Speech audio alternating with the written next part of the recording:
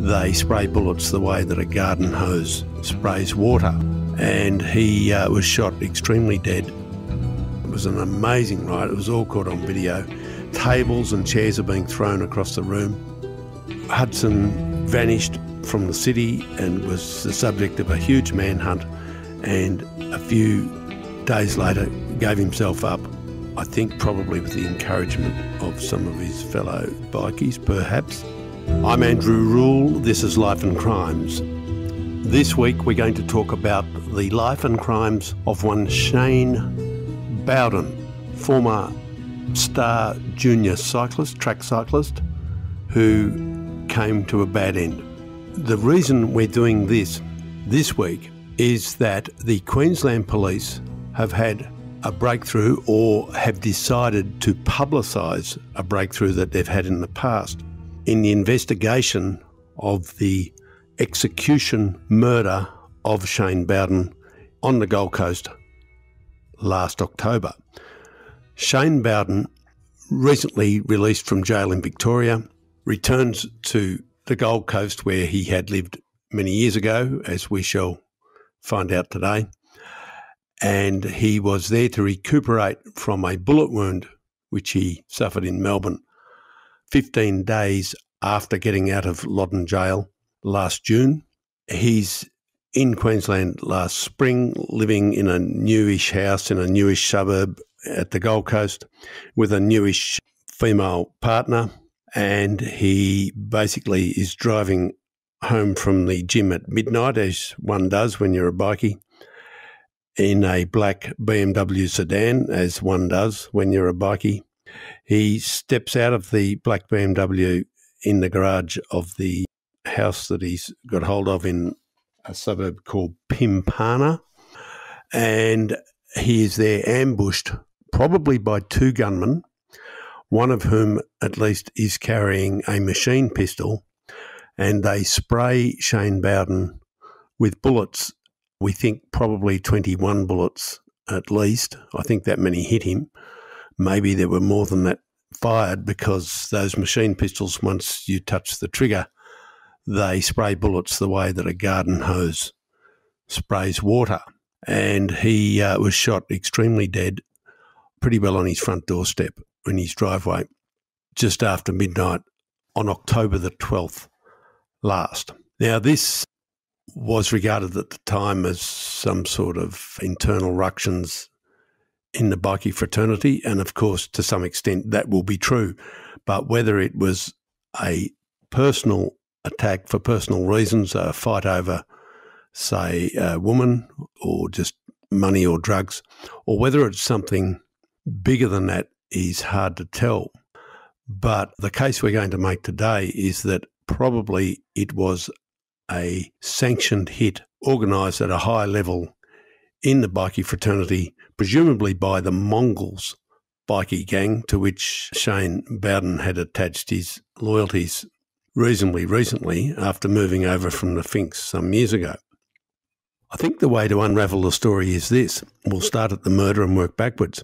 Within hours or days of the murder, the police had located two burnt-out cars in the hinterland of the Gold Coast, up in the countryside where people can dump cars and burn them with relative impunity and get away. And the police, using modern forensic methods, were able to identify those particular vehicles, probably using engine numbers and VIN numbers and all that sort of stuff.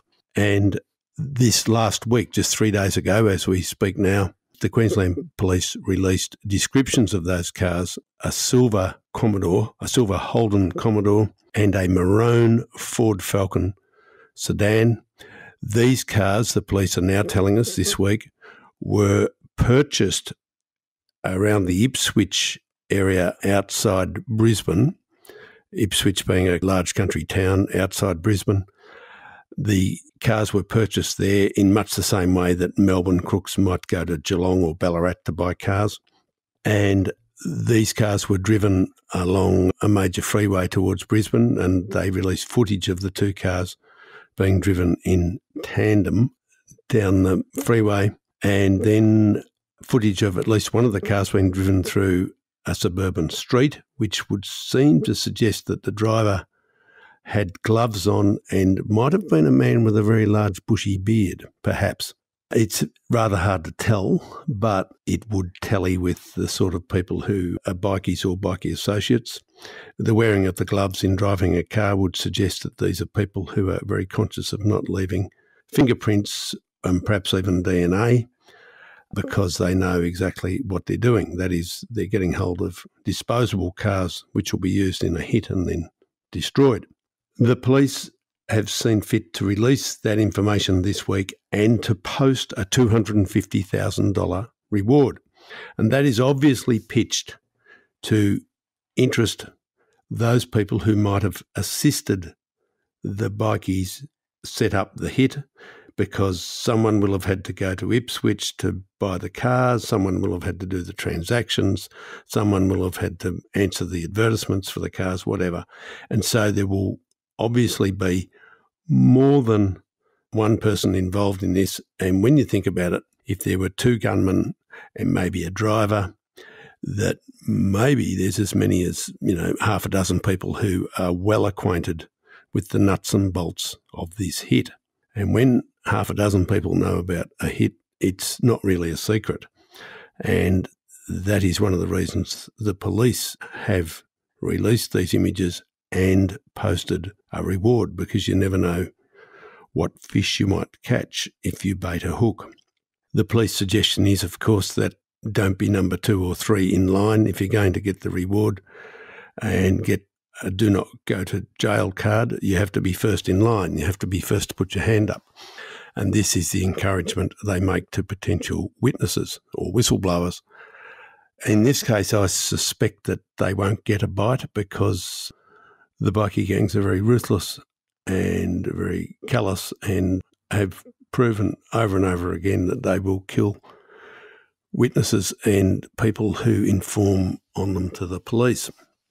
So, who is Shane Bowden and why does his murder last October matter? Well, he's an interesting cat, Shane Bowden. Shane Scott Bowden was born in 1972 in South Australia somewhere. It would appear from material later produced in court by his own barrister that Shane Bowden was the biological son of 2 12-year-olds. Now, that is an interesting fact. It's biologically possible, and presumably it's a true story, because as soon as he was born, apparently, he was adopted out immediately, which is not a surprise. We don't know the circumstances of his pedigree or his breeding or his family background, except that this was obviously a fairly dysfunctional background. He was adopted out to a family who had other adoptees, and he was the youngest of several siblings, all of whom were adopted. I think that's as far as we can tell. He was an early developer, which would not surprise anybody when they think that he was born to 2 12-year-olds, but he wasn't overly smart at school, which might also not surprise you. He became a very good cyclist. He was a powerfully built lad. He became a good cyclist, and by the time he was in his mid-teens and late teens, he became a very good cyclist, so good that he was enlisted for training at the Australian Institute of Sport and became, I think, the national junior track champion or something like that. And he was the sort of young rider who was encouraged to think that if everything went well, that he would end up representing Australia at an Olympic Games. And of course, he was, while things were going well, entitled to think that. But as so often happens in sport and in life, things go wrong. And what happens in sport quite often is that very good prospects are injured and they receive, a physical injury that sets them back. They can't come back from the injury quick enough to catch up with the opposition inside their own ranks, and therefore their spot in the national team or whatever it might be is taken by someone else and they drop out of contention. Sport is full of those stories. We all know of someone who could have been a champion who, played football or cricket or was a jockey, basketball or whatever it might be, of huge promise until some setback which put them back in the pack and made them an also-ran. And then sometimes those people suffer from it because if the sport and the sporting achievement is the biggest thing in their life and the only thing in their life, the setback is very hard for them to cope with. And really everything else seems pale by comparison. And these people, and we've seen this so many times, these are the people who can only find the same buzz of adrenaline that they get from winning. They can only find that buzz of adrenaline and sense of well-being through other means. And that usually means drugs, or it often means drugs. In the case of Shane Bowden, he had the discipline of the elite athlete. He would go to the gym as power athletes do. Nearly all athletes these days do a lot of gym work, even some golfers and cricketers and so forth do gym work now. And naturally enough, a track cyclist is to some extent a gymnasium athlete because they have to be able to push with enormous strength through their legs.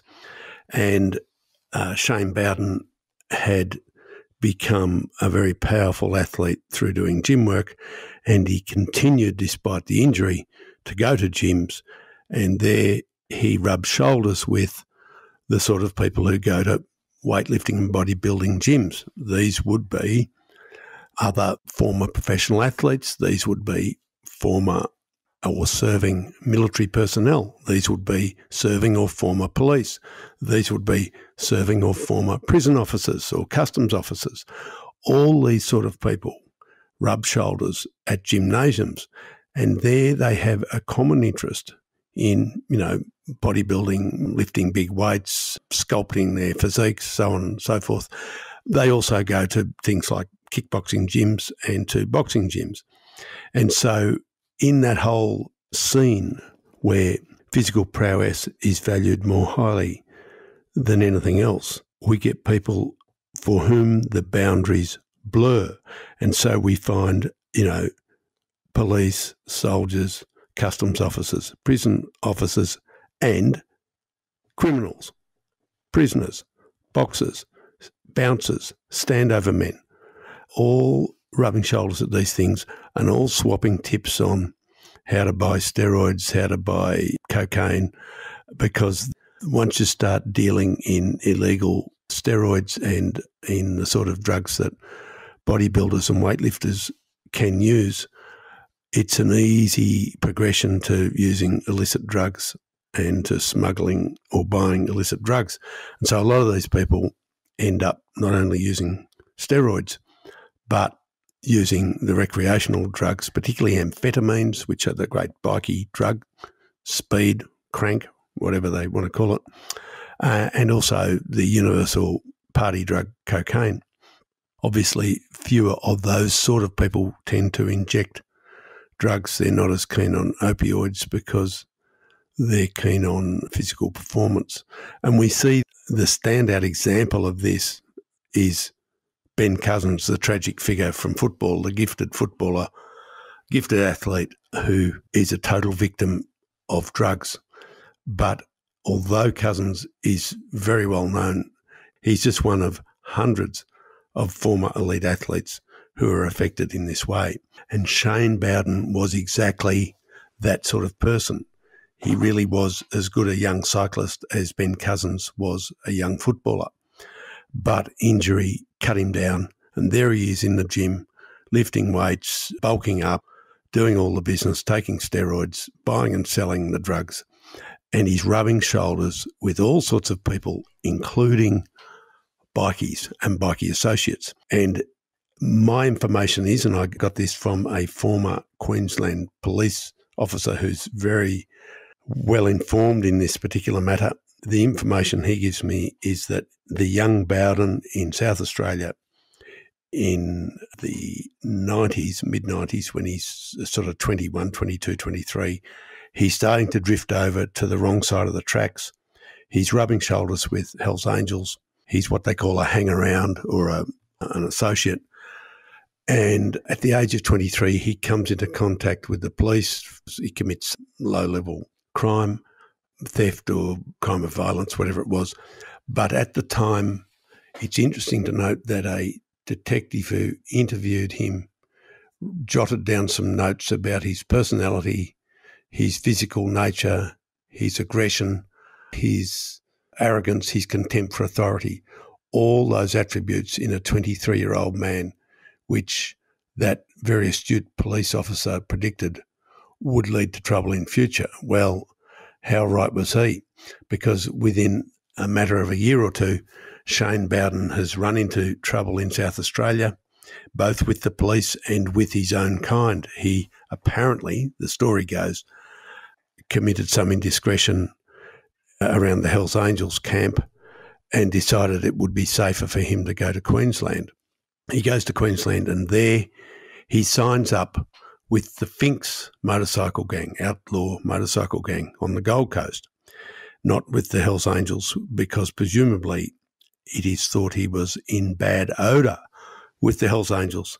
And so he went over to their natural enemy, the Finks. And on the Gold Coast, he linked up with a fellow called Nick the Knife Forbes and a few others, and they became the Finks terror team. Now, the Finks up there and elsewhere had an older cohort of older style bikies who were sort of the old Charles Manson types with long hair and beards and greasy denims and greasy leather jackets and all the rest of it. But Shane Bowden, the former athlete, Nick the Knife Forbes, hospital orderly, very tall, strong, good-looking bloke that looked like a kickboxer or something, very fit-looking guy. These guys were clean-shaven. They had the short haircuts. They were beautifully muscled up from lots and lots of gym work and exercise. And they wore clean, sharp clothes. They wore the gold chains and all the rest of it. And fashionable sort of gear, impeccable motorbikes. For them, the bikie lifestyle was more of a clean-cut, rich gangster lifestyle. And really, Bowden was one of the first of this new breed of very physical, gym junkie, clean-cut bikie. And, he stood out on his looks. He grew bigger and bigger and bigger because of his consumption of steroids combined with a massive amount of gymnasium work. He's a man who stood about 178 or 9 centimetres high, not terribly tall, but he got heavier and heavier until he looked like a silverback gorilla in the end. He had a very broad back, and on his broad back he had a massive full body size tattoo of the Finks emblem. And we'll be back after this. So here we are by the early 2000s. Shane Bowden is a member with Nick the Knife Forbes and others of what they call the Finks Terror Team. They have Terror Team stickers stuck on their impeccable, polished Harley-Davidson fuel tanks. They ride up and down the glitter strip in Surfers Paradise, which is where all the easy money is made by organised crime. It's where the drugs are sold. It's where prostitution rackets are run out of clubs. It's where guns are sold up in car parks and all the rest of it. All that organised crime stuff is run pretty well out of the glitter strip, and standing over part of the glitter strip are the terror team of the Finks. And they are creaming money because Queensland in those days was fairly wide open and there was seemed to be fairly understanding police and possibly even an understanding judiciary, and everybody got along. And that was fine until early in the year of 2006 when there was a kickboxing tournament arranged at the Royal Pines Resort at Carrara on the Gold Coast. And this kickboxing tournament would attract around 2,000 patrons, and among the patrons, naturally enough, would be the major bikie gangs. The Hells Angels, the dominant gang on the Gold Coast, would have 2 tables of members. They would also, being very careful customers, they would have a couple of Hells Angels wandering through the crowd with guns in bum bags or in bags in case of trouble, and they also had a car parked below the building in a car park full of guns in case of trouble, but they weren't really expecting any because they were the big dogs on the Gold Coast, despite the presence of the much smaller chapter of the Finks, which of course boasted the membership of Shane Bowden, Nick the Knife Forbes and a few others. However, a funny thing happened. A young bikie, a baby-faced bikie, good-looking young fellow called Christopher Wayne Hudson, a name most of us know. Christopher Wayne Hudson was just another young would-be, if he could be, back in 2006. He had been introduced, he was big and strong and stupid, and he'd been introduced to the Finks as a prospect by Nick the Knife Forbes. And that was all very well. He would have been a willing young brawler and standover man and all the rest of it, a useful idiot for the Finks. But human nature being what it is, it appears that Christopher Wayne Hudson, the baby-faced, good-looking young fella, had an affair of some sort with one of his fellow Finks' girlfriends. And this was regarded as the height of bad manners and a very stupid thing to do. And indeed, Christopher Wayne Hudson decided it would be better for his health if he went across town and resigned from the Finks and signed up with the Hells Angels, who received him with open arms because he was big and strong and stupid and probably had a few clues about selling drugs in certain streets or wherever it might be. And he defected from the Finks, signs up with the Angels, and therefore he is a bit of a marked man among the Finks. Now, this probably shouldn't have mattered at the kickboxing, except for one thing. The Finks interstate chapters that got involved. The Gold Coast people had sent out the word, and South Australia in particular, Victoria, Sydney, they'd all sent Finks up as reinforcements. And dozens of these Finks came from interstate, including one guy who was something like 7 foot high from Adelaide. He wasn't much use, but he's very tall. He's like Andre the Giant. And the interstate agencies, police forces and others, had noticed that these people were all travelling pretty well on the same flights to get to the Gold Coast, and they warned the Queensland police. Now, that's very fine and dandy, but apparently the warning was mislaid at headquarters. Now, the word I get, and I don't think I'm supposed to say this, but let's say it anyway, the word I get is that a circular itemising who these people were, their names, what they looked like, all the rest of it, was typed up and prepared in hard copy. This is 2006, before the world was fully digitised, and hard copy of a circular was made, and I'm told that it was put on a fax machine to fax out to the appropriate places, such as the Gold Coast Police Headquarters at Southport or wherever it might be. And I'm told that that circular actually did not go through the fax machine. It was sat on the in tray, didn't go through the fax machine. It didn't go out to where it was intended.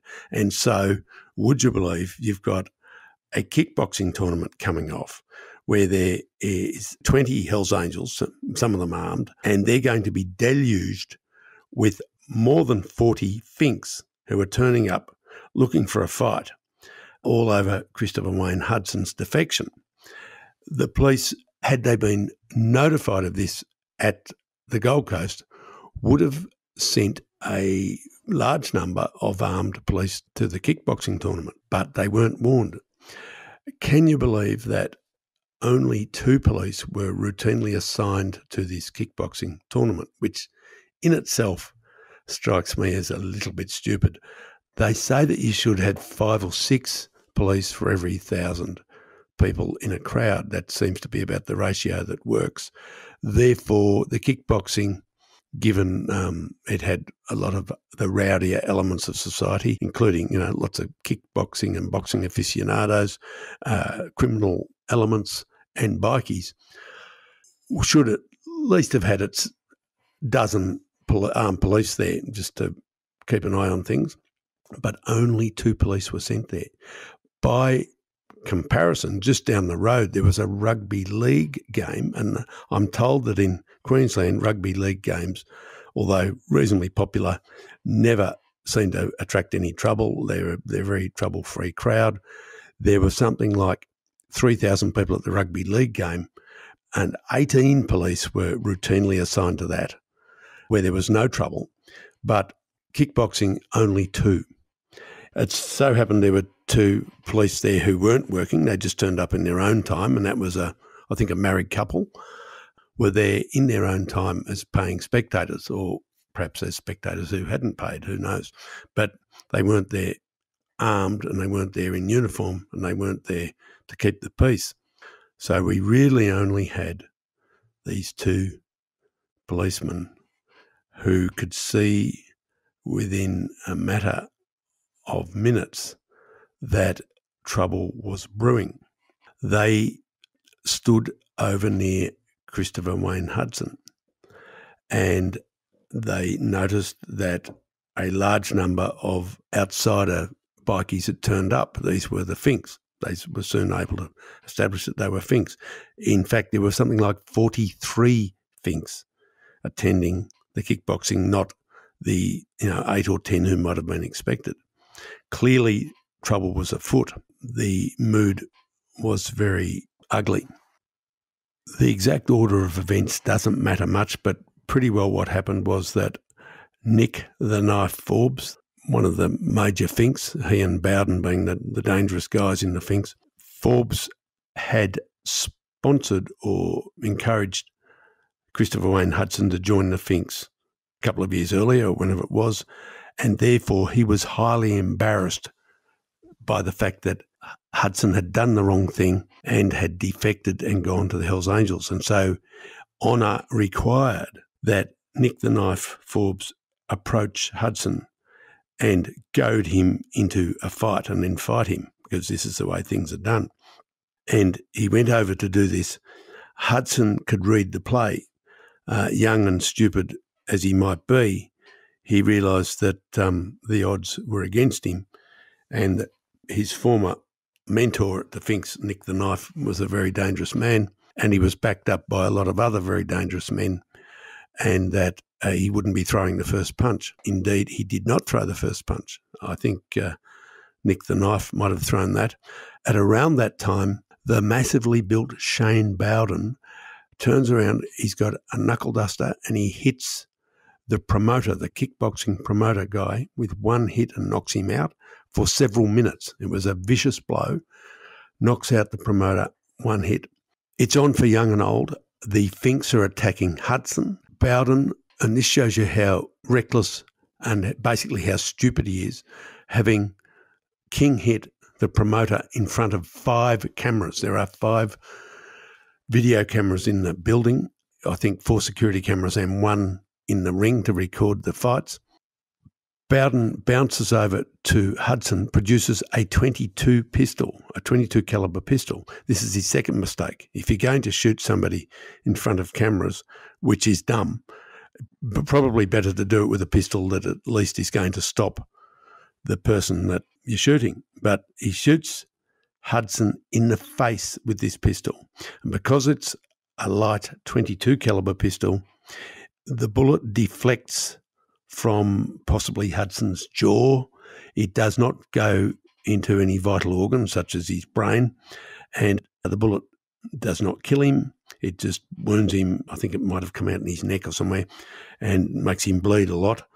He's obviously shocked. He's hurt. He's bleeding, and he's down on his hands and knees.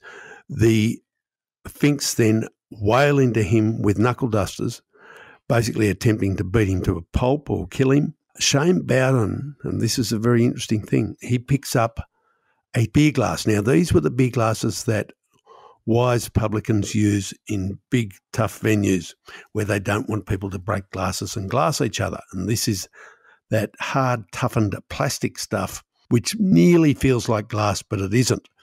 And Bowden doesn't quite realise this, and he attempts to break the glass and it doesn't break. He hits it on something and it doesn't break. And then he starts to gouge it into Hudson's neck, Hudson is already bleeding and wounded. And those who were there, including one of the police that I've been speaking to, tells me that he could hear clearly, and you could hear it on the video camera later, the sound of the glass being thrust into Hudson, but it had not shattered, and therefore it did not have any sharp edges, and therefore it did not cut his throat the way that Bowden intended. And indeed, as the riot progresses, and it was an amazing riot, it was all caught on video, tables and chairs are being thrown across the room, dozens of people are involved in fighting each other. The other hundreds and 2,000 evacuate the room in a hell of a hurry, trampling each other. It is just mayhem. Guns are fired, knives are produced, and in the end, there were 3 bullet wounds and 3 stabbings. Christopher Wayne Hudson is the main target of this violence, but survives. And he survives mainly because Bowden, A, used a .22 pistol instead of something heavier, and B, Bowden failed to break the glass, which strangely or ironically actually broke when he threw it away. He threw it at some other people and it broke when it hit a chair, but it didn't break when he was trying to gouge Chris Hudson's neck with it. And that saved Hudson's life. At some stage, the riot ends, more police reinforcements arrive, they use whatever they used to stop the riot, and Hudson survives the night despite the efforts of Nick the Knife, Shane Bowden and others. And that probably is not that fortunate because, as most of our listeners will know, Christopher Wayne Hudson recovered very well in hospital. He travelled to Melbourne, still as a member of the Hells Angels, but to some extent perhaps in exile. And in Melbourne, he ingested too many drugs. He ran around with strippers or young women who worked in dancing clubs in King Street.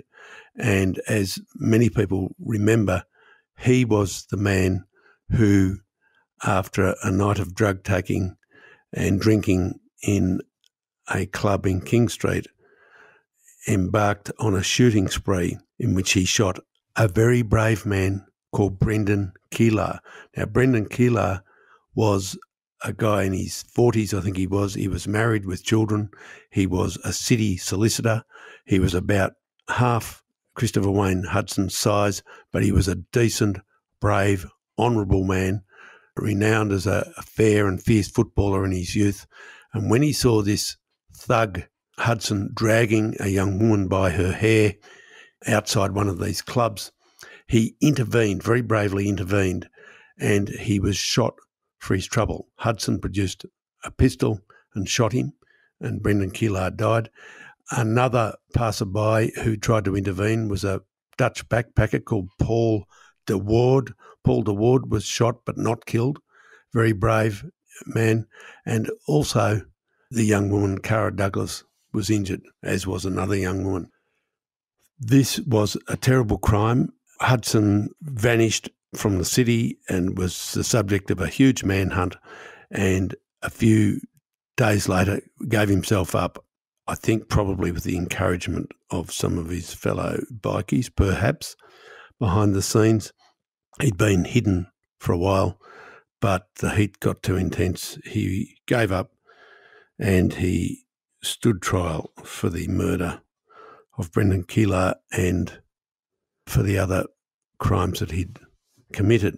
He, of course, is also known as the bikie who'd hung around King Street clubs for night after night for some weeks and had, during this lost time of his in Melbourne, had pelled up with the then prominent Collingwood footballer Alan Didak, who, it turns out, had gone for a drive with him in some sort of hot car, I think a black Mercedes or the usual, and they'd driven around, and I do believe that Christopher Wayne Hudson took Didak to Hells Angels club rooms and then had hung out the window shooting off his pistol as they drove along, which must have been a very wild night for Alan Didak and something for him to to his teammates about, but probably was not the wisest thing he's ever done, because when you hang around with lunatics,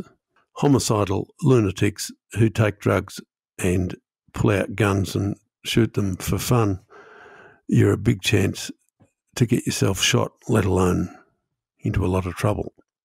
And so we see that the actions of Bowden in Queensland in not killing Christopher Hudson in 2006 indirectly led to the murder of an innocent man in Melbourne a year later. And so it would seem that Shane Bowden, very good cyclist as an 18-year-old, was a very strong, muscle-bound gangster in his 30s, but he didn't have many brains, and he probably addled what brains he had by taking too many drugs. Because, of course, being filmed at the Ballroom Blitz, shooting and using knuckle dusters, he was locked up for his part in that melee. And when he got out of jail, I think he was persona non grata in Queensland on a couple of fronts. One is the police thought he was bad news, naturally, and also his fellow bikies thought he was a liability, because what sort of idiot would pull a stunt like that in public, producing weapons in public, endangering the lives of innocent people, which the bikies and all good crooks know is the way to bring massive police heat down on yourself. One of the three people hurt in the Ballroom Blitz was a 15-year-old teenage boy who was, I think, hiding under a table when one of the guns went off, and a bullet ricocheted off something and hit him in the foot. Now, that bullet could so easily have hit him in the face, in the head, in the temple or in the eye and killed him.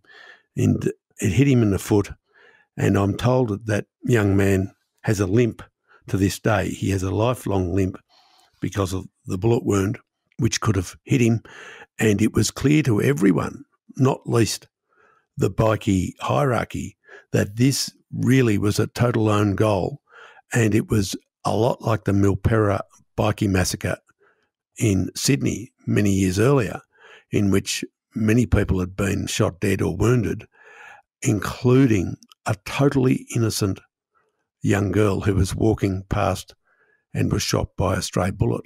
And the senior bikies in the clubs involved at Milperra and the senior bikies involved in the Gold Coast realised that this was total stupidity. And so Shane Bowden really didn't have much of a future on the Gold Coast after this display. And after he got out of jail, he went to Victoria. And listeners might recall that there was another outburst of bikie trouble on the Gold Coast in 2013. This is 7 years after the Ballroom Blitz. There was a riot in a bar and restaurant at Broadbeach. And this was interesting because some police turned up, but they were surrounded by a mob of menacing bikies, something like 18 bikies.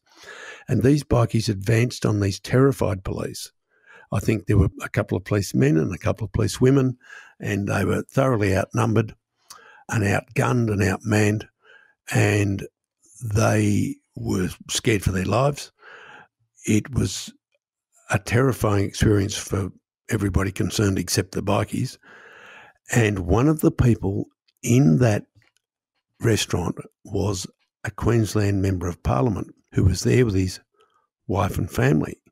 And he witnessed this firsthand. He and his wife and family were scared of what was happening. They were outraged at what had happened. And that MP, I'm told by impeccable sources, went to the Premier of the day and said, this cannot go on. We can't have bikies running rampage, standing over the police, doing whatever they like. It's very bad for tourism. It's very bad for business.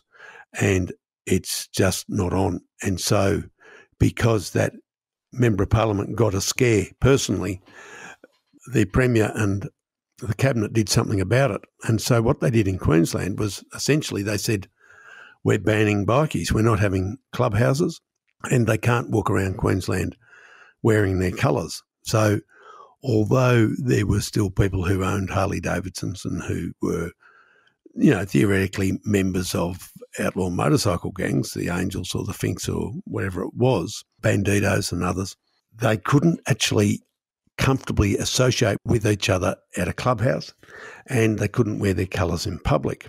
And this cramped their style quite a lot when it came to running their rackets on the glitter strip, standing over the clubs, standing over the door bouncers and so on the clubs where the drugs get sold.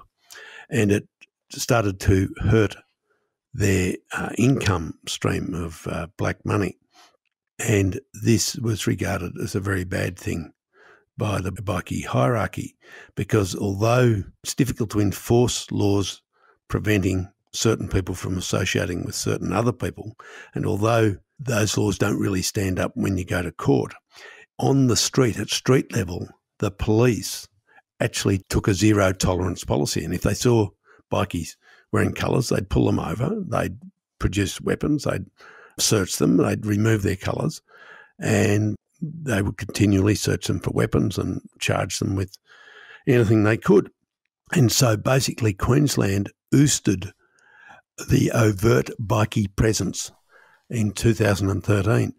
And it is said by some that what Shane Bowden and Nick the Knife did back in 2006 at the Ballroom Blitz had actually started that process, and that Broadbeach finished that process and more or less crippled the bikie clubs in Queensland, and that some people high up in the bikie hierarchy decided that Shane Bowden had a lot to answer for, and that is one of the reasons that he ended up in Victoria doing the best he could.